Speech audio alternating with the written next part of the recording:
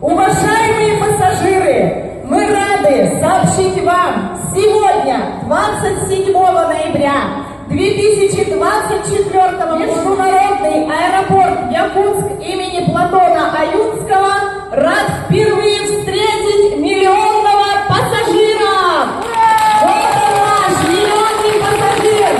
Спиридонова Саида Матвеевна! Пассажир рейса авиакомпании «Полярные авиалинии», направляющийся по маршруту Якутск-Саскалах.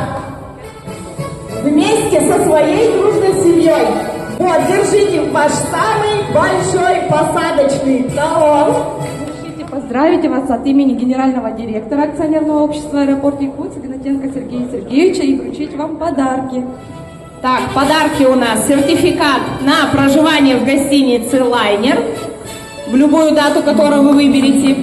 Действует после предоставления в наш бизнес-зал на 5 визитов. Бизнес-зал тоже дарит подарок. И большой телевизор.